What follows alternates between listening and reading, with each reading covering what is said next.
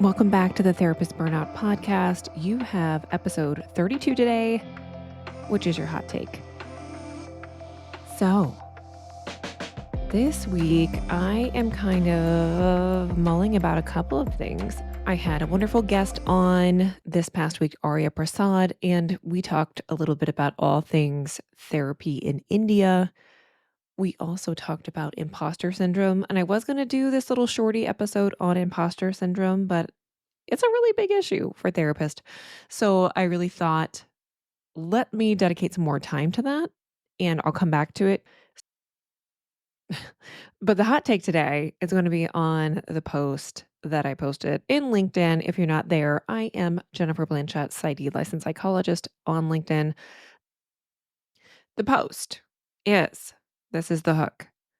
It's no wonder more and more therapists don't take insurance. In the pandemic, I didn't get paid by an insurance company for 5 months. I remember calling insert four-letter acronym insurance company for my payment. They told me their system changed at the beginning of 2021, so we're not really sure when you'll get paid. And in this post, I asked this question. Can you imagine working for someone and being told they have no idea when you'll get your check? No, we would quit. We would 100% leave that job, especially if you're working agency or wherever you are working, really anywhere. I can't imagine anyone working for that long. So it made me think of this podcast that I binge listened to, The Wedding Scammer. For some reason, I have always enjoyed catfish schemes and just kind of the psychology of how we can be duped by a person.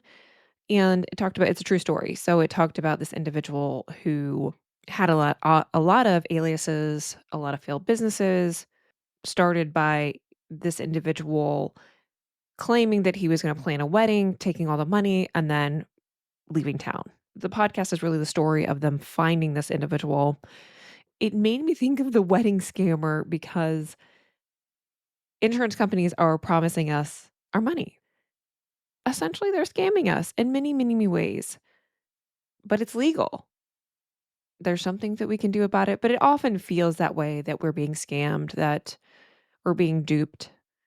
And I know a lot of us, when I started in private practice, I wanted to use insurance. I thought, honestly, I didn't even think about a private pay practice at that time, back in 2013 when I was starting my private practice. I didn't even think at all about a private pay practice. I didn't know anyone who was doing it around me. And so it just seemed like, okay, this is what we do. We get on panels and then they pay us, right? Like that's supposed to happen. I might have heard some people, some therapists that would say, got to watch out for clawbacks because you never know when they're going to get you. But I wasn't super risk adverse. So I was like, well, if that happens, I'll deal with it then. And just kind of went along my merry way in my insurance based practice. I talk a little bit about the dumpster fire of 2020 in this post, but that's when in 2021, it was like after that year of working as a therapist in the pandemic, this panel did not pay me anymore.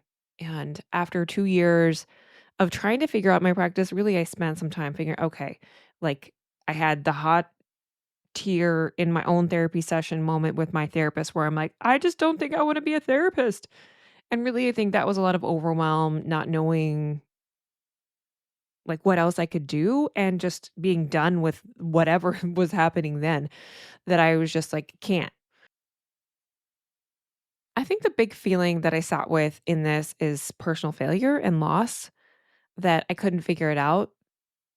The thing I think that resonated with people and why this post I think now has, nearly 300 likes and 52 comments, 8 reposts is because it's not you who failed. I didn't fail. I'm not the only one going through this. Other people are going through this. And furthermore, companies are still playing these games. I see posts all the time of therapists struggling to get paid. I'm calling BS on the industry, CEOs making tens of millions in salaries and billion-dollar profit margins. Just look at how much they're making. But we are often vilified for leaving panels, agency work, or feeling that we can no longer stay in our roles. I got a little salty this week. I had a few troll comments on there and I don't engage. I just block and delete. You're not going to, as I said before, you're not going to piss on my lawn. Not even doing any of that. But one of the comments that's no longer there because I deleted it was, like something about like, no wonder I'm glad you're no longer a therapist or something like that. And I think as much as we try to be ethical people, I think that's one of our worst fears that someone's going to kind of read us in that way, that you can quote unquote hack it. That, and in the earlier post, I think I had put that like literally I was in tears calling an insurance company. I think I wrote in the post that I yelled, but I don't remember actually yelling. I think I was in tears and probably I should have put it that way. Thing about social, I'm like, I just felt the need to kind of like protect myself a little bit more.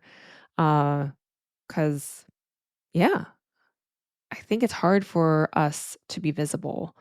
It's been hard for me to be more visible and to put this kind of content out, which is a lot of my own life. So I edited the post. I kind of have, thought a little bit about it, but at the end of the day, all of the other comments of therapists who are like, yes, I resonate so much with what you're saying.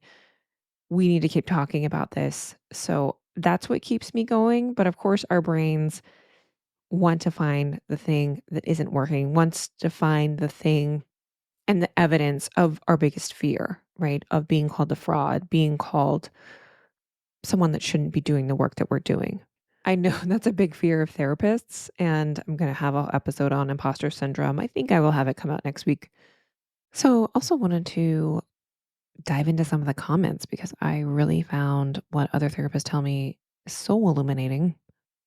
So, many people are saying, I agree. There's so many, many reasons that I'm not paneled with insurance companies. It's not in the client's best interest nor mine to engage in a losing game with insurance companies. And the only ones benefiting are the CEOs of insurance companies. Yes, it's not sustainable to depend on insurance in this industry. I love this comment, and this is by Erin Davis, who also has an OCD podcast. So shout out to her podcast. I should grab the name, but then I'll move away from this post.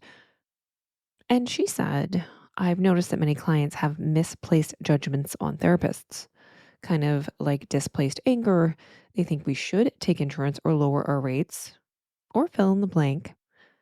What they don't realize is the lack of control therapists have in getting fair compensation from insurance to support our families, our business, our wellness. I doubt anyone would willingly sign up for a situation where you're agreeing to get paid lower, have claims be denied, wait to get paid 4 months, threatened with clawbacks, or spend hours of time on following up on unpaid claims. And many of of you probably have done all of the above. So I luckily, actually, I did get a clawback. I think I talked about it on an earlier episode, but I can't remember. The time is running. It's like, what did I talk about a year ago? I think I talked about it a year ago that I got a clawback from a client who passed away. And unfortunately, people seem to have the delusion that any business, anywhere, in any sector, has the best interest at heart. The medicalized therapy world is just one of them. Companies are there to turn a profit and benefit their shareholders and the board. And and that includes so-called charities, board expenses, and social enterprises. I think it's time for therapists to stop fantasizing that any medicalized therapy insurer is about the client or perhaps even more delusionally about the therapist. It's time they taught this stuff in Therapy 101.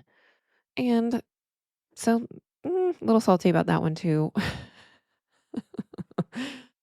I commented and said, interesting thought. I'm just imagining Therapy 101, which is typically listening skills, have a dramatic turn where we show the underbelly of the therapy industry.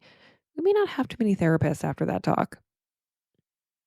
Yeah, how would we get that information? How would we expect our instructors to give us that information that taking insurance may not benefit us or our clients? I think they kind of talk about it a little bit in a circle, but really you don't get that education or that understanding until you live it, is from my personal experience of owning a business and taking insurance myself.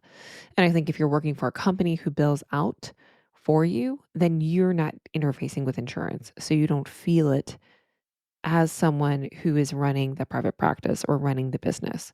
So I agree in part that we would be aware somewhat of what we're in for. But I think the lived experience piece of this may not deter us enough to know that it really is problematic. I think out of this, there's many reasons why therapists are not taking insurance anymore, are unpaneling with insurance. I think it would be really hard for me to want to recommend to a therapist to start out with an insurance-based practice, although I know there are ways that therapists can take insurance now to start a practice because you can get clients more quickly if you are gonna do the private practice thing, taking insurance. So, I know there's people like Alma that are in the space and Headway that are supposedly guaranteeing payment from the insurance company if a client has the insurance and they verify their benefits, then they are guaranteeing payment, which is interesting. I kind of want to have someone on who is using Alma. And if there's any problems with that, if they get paid every 2 weeks as they advertise, I have heard good things about it. But I'm just curious about other people's perspective on how they could potentially, if they want to take insurance, to either be accessible or to start their practice in a way that is a little easier than doing a private pay start to a private practice was which isn't impossible, but it I think from my perspective is a little bit more difficult. The whole thing is having me think of systems and how therapists can try to find more supportive systems. They are out there. I think it just takes our due diligence to find them or to create them ourselves. So I think one of the biggest problems I see in private practice, if we just take insurance out of that, is like the isolation part. So, how do you create a community for yourself where you're able to get your needs met socially and clinically to um, have clients to kind of bounce ideas off other therapists and things of that nature? I think the biggest thing that I take away from all of this is that if you have been thinking about a change for a long time, or if you've been in a dysfunctional system, whether that be agency or just dealing with insurance or whatever, speed up your decision making process because I tortured myself for years trying to leave my practice and figure out the next step in whatever I would do for my career. And on the other side of all of that burnout, all of the struggle that I dealt with is now a lot of joy, honestly. It wasn't easy going through all of that messiness, but I think some things were illuminated to me that I could not have seen in the process, which are great. And so I really want that for you. I don't want you to, struggle for years of trying to think of what you want to do because you feel like you have to do therapy or you have to stay in your job because there could be another job, there could be another way of making money where you don't have so much struggle. So if that's possible, then do it. And I think I always ask this question of the people I work with, the therapists that I work with, and myself. What would my 80-year-old self tell me about now? What I should focus on now? And that question always is illuminating. What would be my priorities at the end of my life? Would it be my therapy practice? Would it be my therapy clients? Maybe. Maybe it would be. Would it be supporting my family and making sure that I could do that well?